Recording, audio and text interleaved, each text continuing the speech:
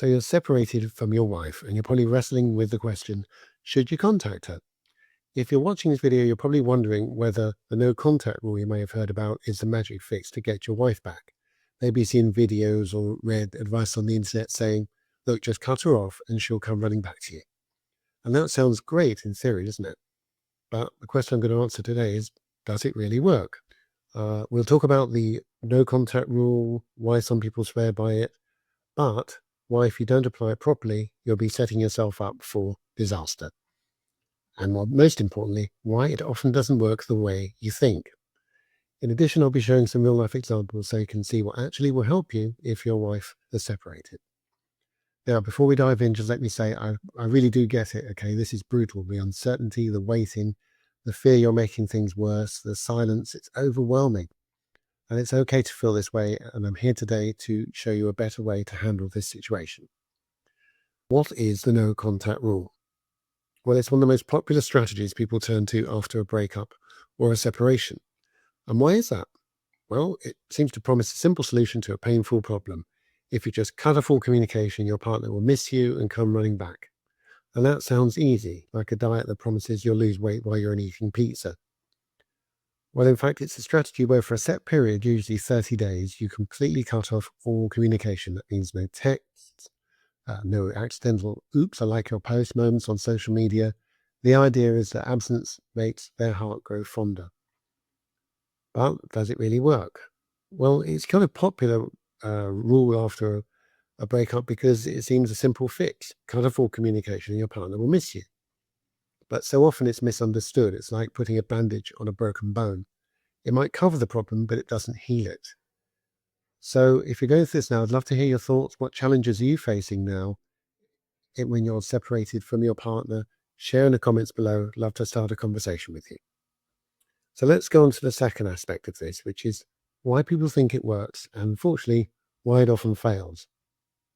It gets a lot of hype because sometimes distance does make the heart grow fonder. If two people are still in love and there's still a strong emotional connection, space can create that longing feeling.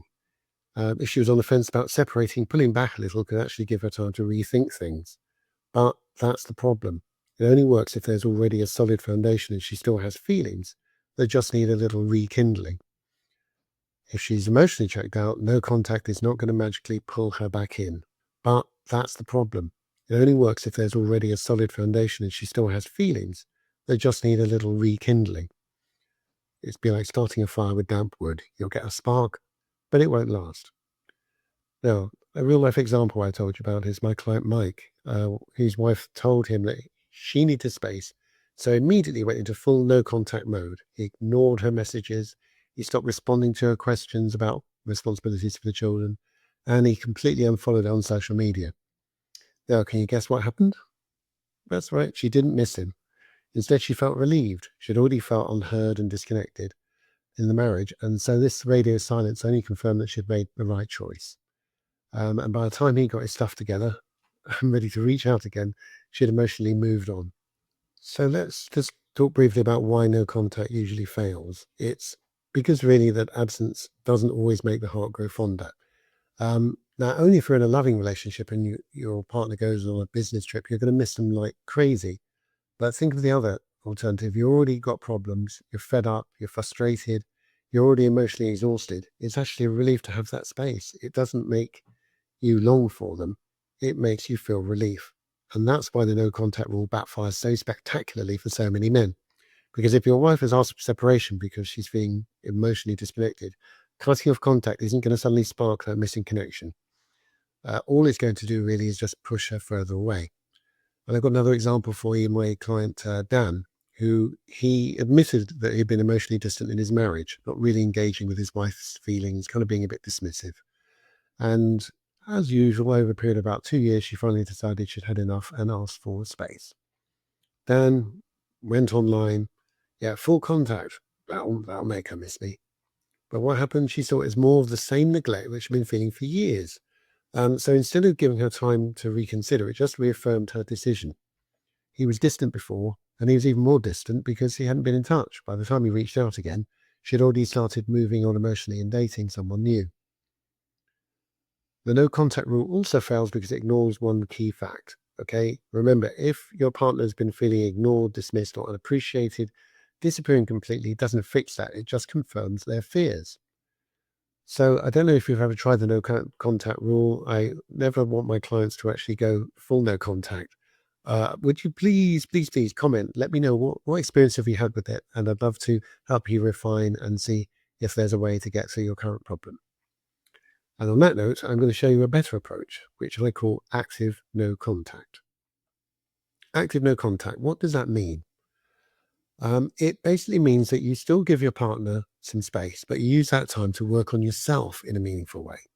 You need to focus on becoming the partner that they would want back. Now, if, for example, your wife felt unheard, work on becoming a better listener. There are active listening techniques that enable you to convey the fact that you're understanding what your wife is telling you. If she needs more emotional connection, think about maybe just having therapy going back on why your emotions have been so shut down, or get some coaching from someone like me to understand what you've been missing. If she felt unsupported in her goals, show some real interest and be supportive in what really excites her. And if you've neglected your own growth, work on becoming a stronger, healthier version of yourself. And this works because they all address the root issues in your relationships instead of just hoping time apart will help fix it. And the difference, you're not just waiting for her to, realize what she's lost. You're actually making real change. And that is what is going to make her reconsider. So I've covered these steps today. And if this video has resonated with you, I'd love you to hit that like button and subscribe. And if you're feeling lost, check out my free 6-day training marriage rescue reset plan. The link is in the description. It's full of actionable, practical advice that will help you to move forward with some clarity. And in that training, you'll discover the exact steps to rebuild your relationship fast, even if you feel like it's hopeless now. Again, reach out to me for a deeper dive or mention in the comments. I read each and every one, and I will see you in the next video.